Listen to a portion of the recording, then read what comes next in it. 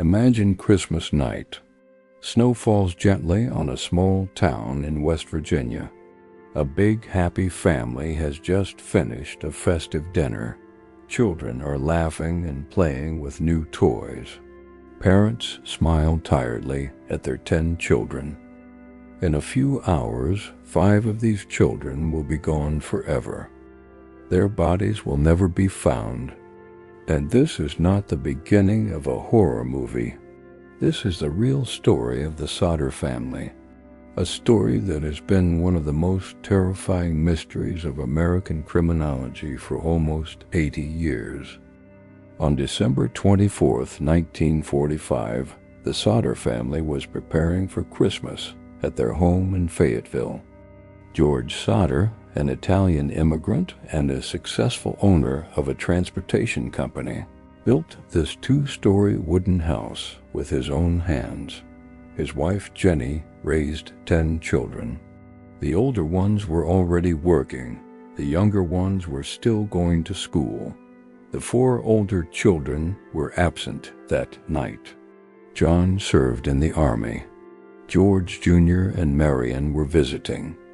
This meant that there were 9 people at home: parents, 2-year-old Sylvia, and 5 children who were destined to disappear: 14-year-old Morris, 12-year-old Martha, 9-year-old Louis, 8-year-old Jenny, and 5-year-old Betty. The evening passed quietly.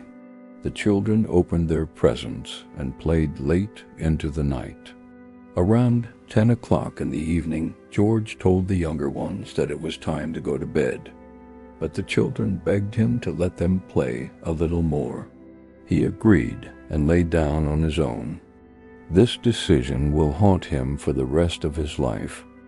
Around midnight, Jenny heard a strange sound on the roof, as if something had fallen and rolled. She didn't think much of it. Later, the phone rang. An unfamiliar female voice asked someone who was not in the family. Laughter and the clink of glasses could be heard on the phone. Jenny decided it was a mistake and went to bed. She noticed that the downstairs light was still on and the front door was unlocked. The 5 children never went up to their rooms. At 1 o'clock in the morning, Jenny woke up to the smell of smoke.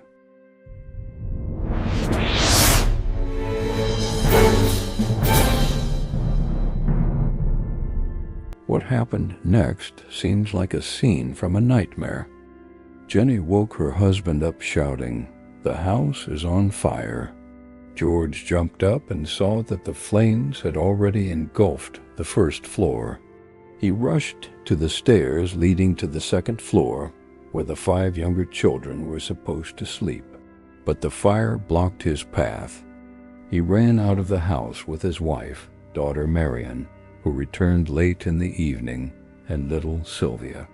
They stood in the snow and shouted the names of the children, looking at the windows of the second floor. There was no response. George rushed to the side wall where there was a ladder. There were no stairs. She disappeared. He tried to pull the truck up against the wall to climb onto the roof. The engine did not start, although the car worked perfectly during the day. Then he grabbed a barrel of rainwater to pour over himself and break into the burning house. The water is frozen. Jenny ran to the neighbors to call the fire department. The phone wasn't working. The wires were cut.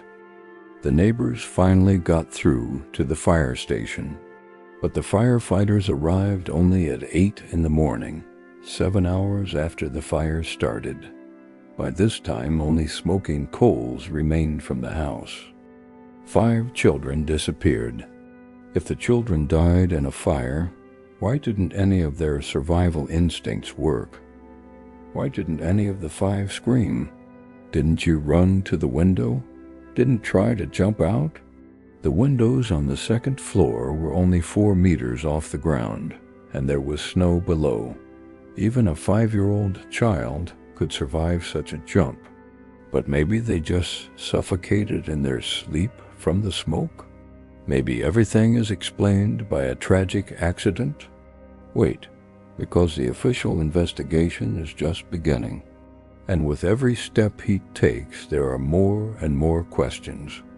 The day after the fire, the local fire inspector issued a verdict. The cause of the fire was faulty electrical wiring. 5 children died in the fire. The case is closed. The investigation took less than a day. George Sodder immediately demanded proof.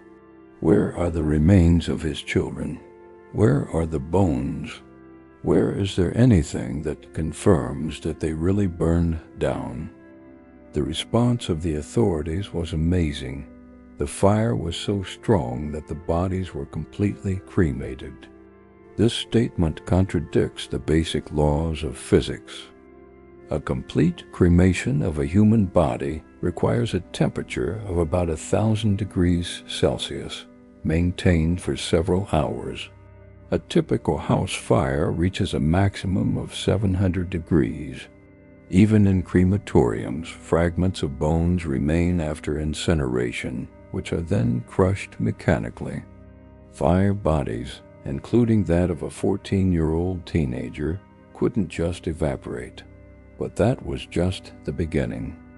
George Sodder was not a man who gave up easily.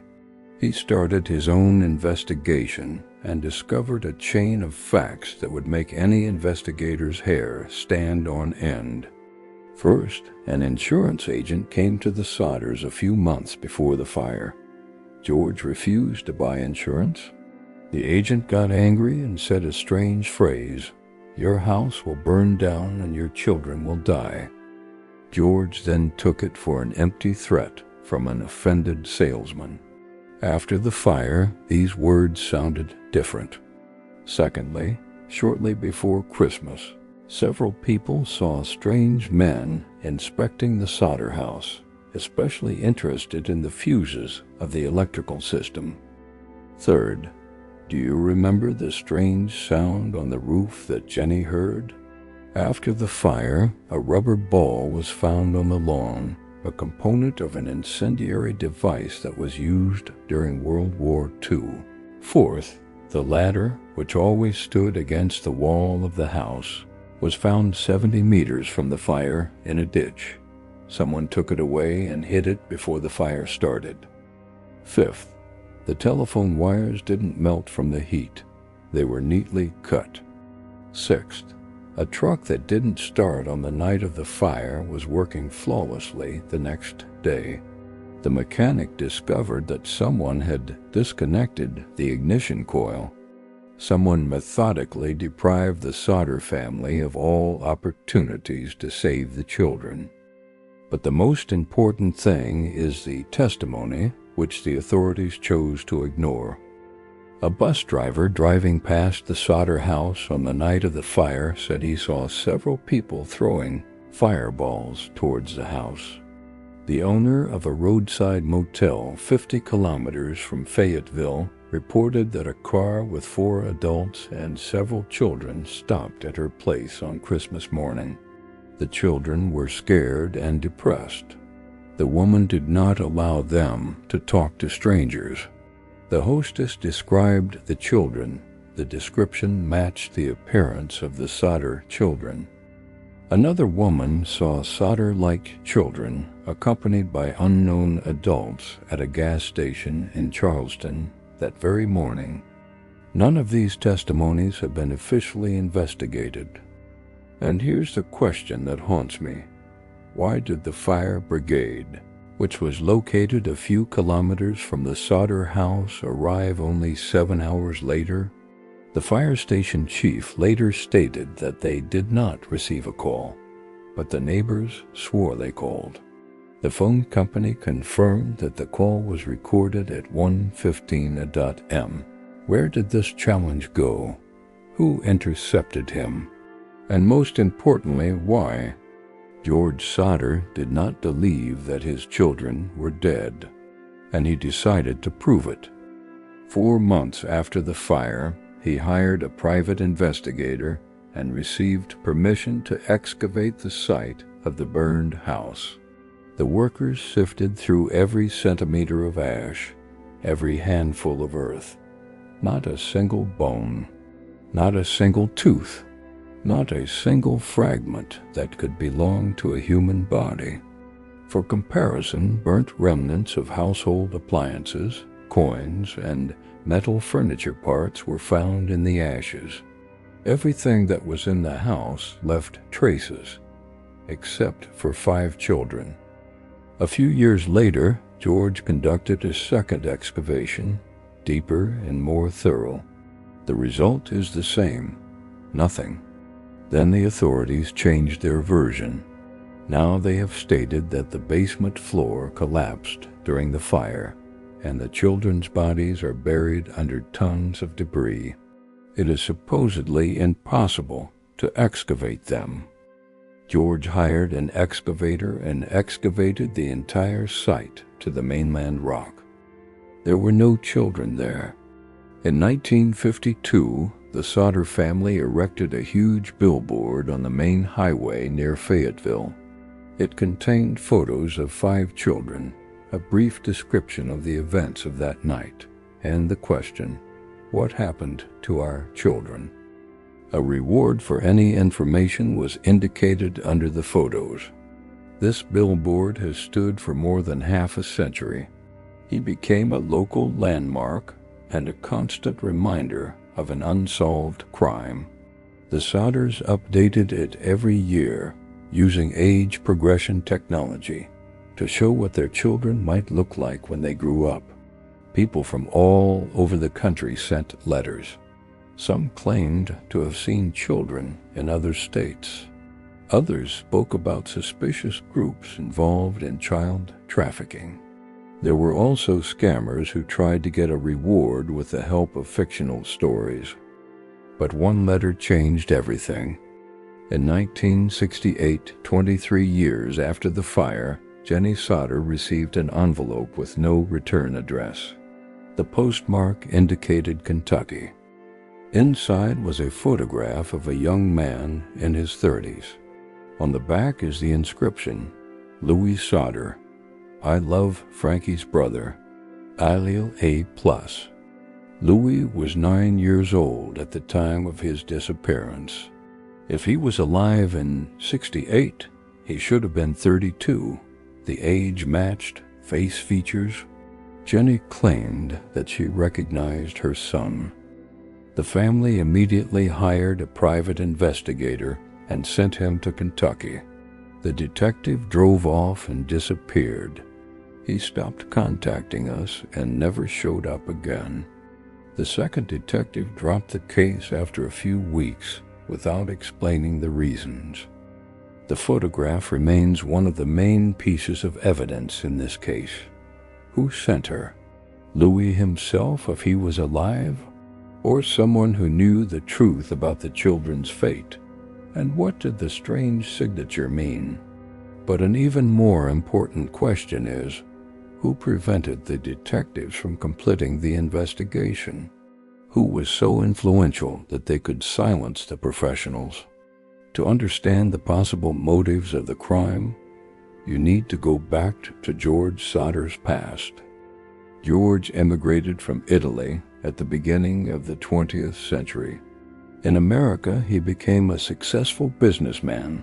He owned a transportation company and was involved in the coal industry. He was known as a man of principle who was not afraid to express his opinion. During the Second World War, George openly criticized the Mussolini regime in Italy. He publicly opposed fascism and urged the Italian-American community not to support the dictator. It made him enemies. The Italian mafia in those years had close ties with the fascist government. Criminal syndicates were used to suppress dissidents, both in Italy and in the Italian communities of America.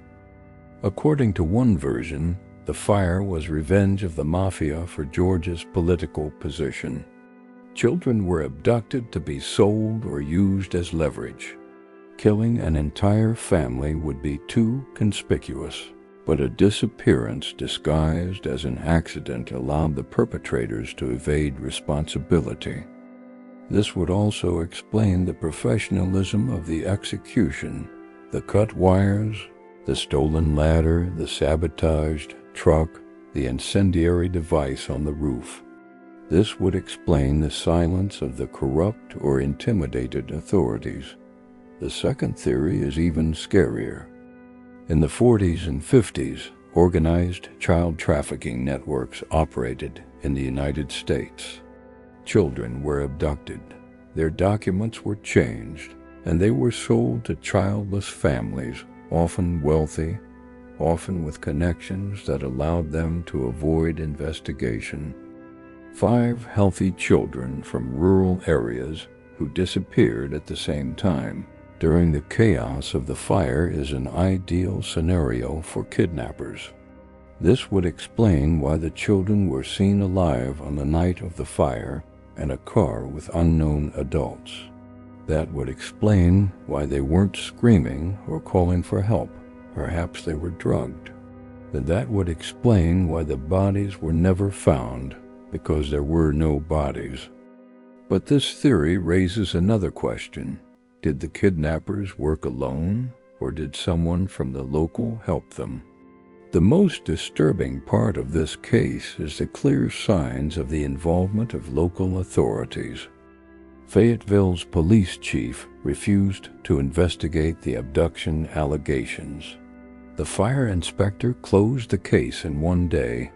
The telephone operator could not explain where the recorded call to the fire department had gone. Private detectives went off the case one by one.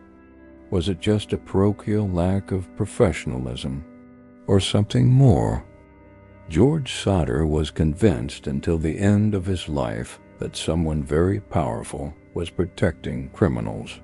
Someone who had power over the police, firefighters, and the judicial system of a small town in West Virginia. Who was this man, and is he still alive? George Sodder died in 1969, just a year after receiving the mysterious photograph. He never managed to find out what happened to his children. Jenny continued her search. She answered every letter, talked to every person who claimed to have seen her children. She died in 1989, 44 years after the fire, without receiving an answer. The names of 5 missing children are engraved on her tombstone. There is an inscription under the names, "Missing in Action." They didn't die. They are not dead. They disappeared. Until her last breath, Jenny believed that somewhere out there, under other names, her aged children lived. The remaining Sodder children, John, George Jr., Marion, and Sylvia, continued their parents' work. The billboard on the highway was updated every year. New generations of Sodders gave interviews to journalists and documentaries. In 1915, on the occasion of the 70th anniversary of the tragedy, Sylvia Sodder gave a great interview. She was 72 years old at the time. The woman, who was only 2 years old on the night of the fire, spoke about the trauma that defined the life of her entire family. "We never stopped looking," she said, "and we will never stop believing." The billboard was dismantled only in the year 2020, 75 years later. The metal was rusted through, and the photographs were faded beyond recognition. But by this point, the Sodder case had already gone down in history as one of America's greatest unsolved mysteries. Let's summarize what we know for sure. First, 5 children disappeared on the night of the fire. Secondly, their bodies have never been found, despite numerous excavations. Third, physical evidence points to arson and sabotage-severed wires, stolen stairs, a disabled truck, an incendiary device on the roof. Fourth, several witnesses saw children alive after the fire in a car with unknown adults. Fifth, the investigation was closed suspiciously quickly, and evidence were ignored. Sixth, 23 years later, the family received a photograph of a young man with an inscription pointing to one of the missing children. If Louis Sodder is alive, he's 88 years old now. Marta is 89. They could have lived their whole lives under other names, in other families, never knowing who they really were, or having found out but not being able to return. A photograph sent in '68 suggests that at least one of the children knew the truth. The inscription, "I love Brother Frankie," is a reference to one of the remaining Sodder brothers. It was a message to the family. Why didn't he come back? Why didn't you call? Didn't you come? Didn't you reveal yourself? He may have been threatened. They may have threatened his new family. Perhaps he was too scared by the memories of that night.